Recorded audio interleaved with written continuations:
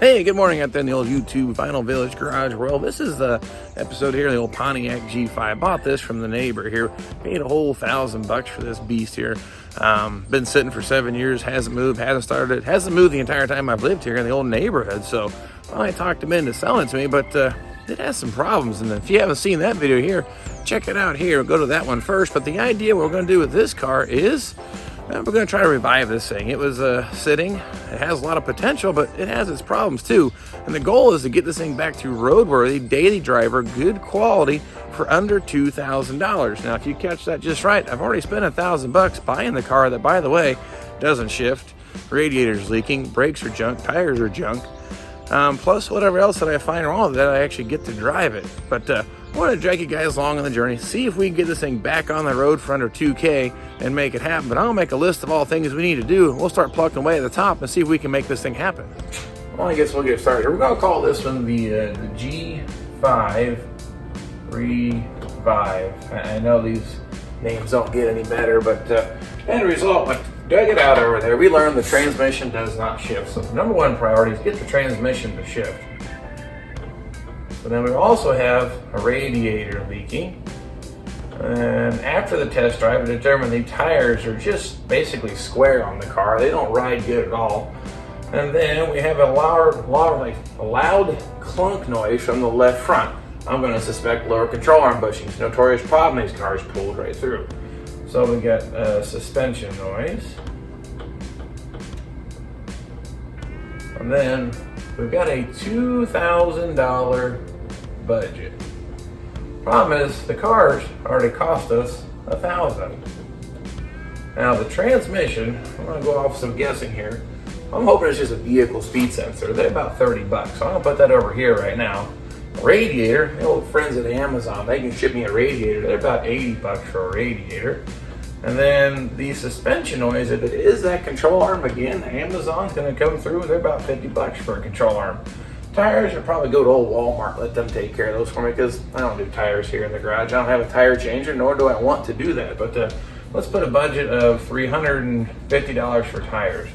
So far, we might be able to make it under $2,000, but the number one thing at this point, let's go dig into that transmission issue, see if we can get that figured out. That's gonna be the one that either makes or breaks the deal. So let's go dig into that first.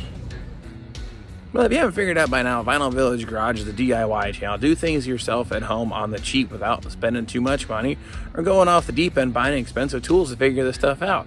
I'm going to try to share my knowledge, at least get you out there and maybe get you to fix some of these problems. This transmission problem in this car, it may end up being a transmission or something worse, but I got some clues that tells you that that's probably and most likely not the case. Can't guarantee it, but pretty confident we'll be able to fix this thing on the cheap. Maybe as cheap as a vehicle speed sensor. I went ahead and picked one up, but we're not going to stab it in there yet. But why did I come to this conclusion? I hadn't even done any diagnostic work yet. Well, or did I? When I drove the car, speedometer is not working. That's a vital piece of information for this car to tell the transmission control module when to shift the transmission. It sees 0 miles per hour, so why would it shift? It takes off in first gear, so it's not in limp mode. That's one of the other clues that tells me that we don't have a serious problem. The transmission control module are a high fail in these cars. They have some problems, some glitches with them. But when they fail, you get fault codes, idiot lights in the dash telling you I'm broken. And normally it takes off in second gear, like a limp mode situation. Well, this one's not. It's taking off in first gear. No fault codes. Speedometer not working. So I'm telling you right now, I probably have something to do probably with this or this circuit. So I'm gonna get in there, show you where this is at, get this thing swapped out, show you how easy this is and can be done at home by you. So let's open the hood and let's dig into it. Well, let's get started. First off, I'm going to pop the hood open here to show you where this vehicle speed sensor is at. Now, a couple ways to access the speed sensor. We can do it from the top by taking this plastic cover out of the way, or we can jack the car up and get to it from underneath. Well, I'm pretty sure I can pop this cover off a whole lot quicker than I can grab the jack and lift this thing up. So we're going to do it that way. Pull this out of the way. And the thing to keep in mind is a vehicle speed sensor is just a, we get too technical here, permanent magnet generator. It's a 2-wire sensor. It creates a pulse when the sees a little reluctor wheel inside the transmission. What's happening with this car is it's not seeing that signal.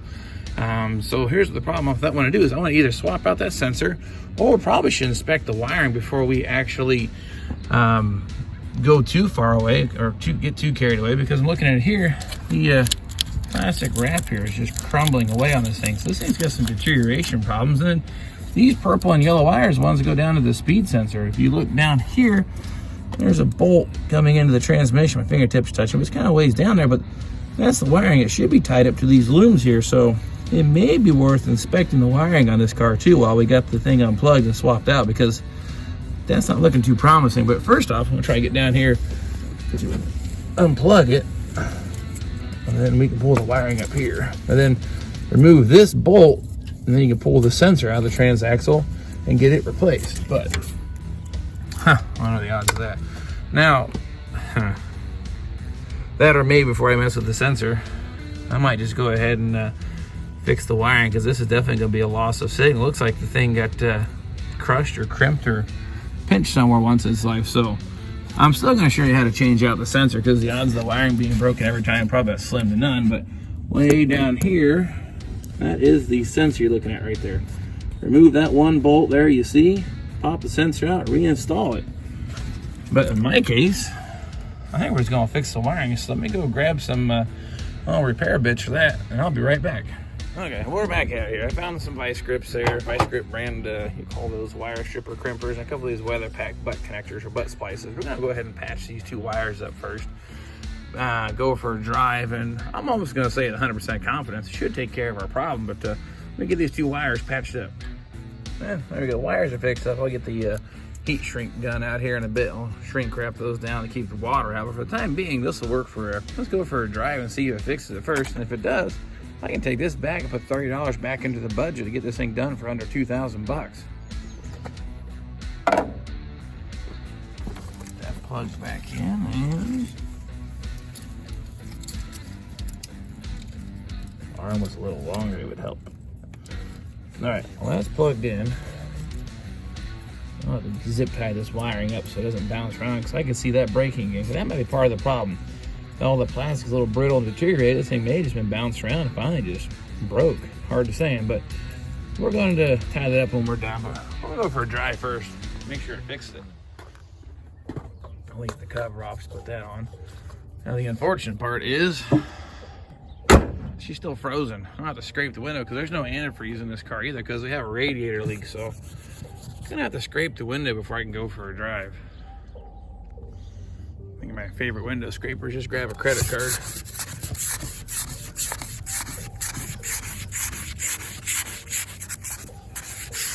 And that ought to be good enough. We can get it up there around the block a little bit.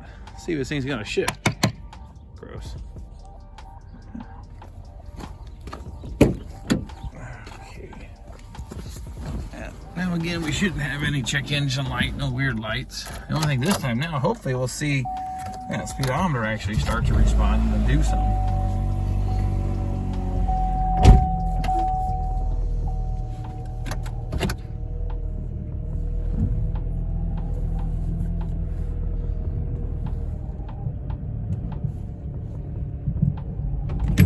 Oh, that sounds awful. I got that control arm I gotta fix in the front too. That's on my list. So far, let's see.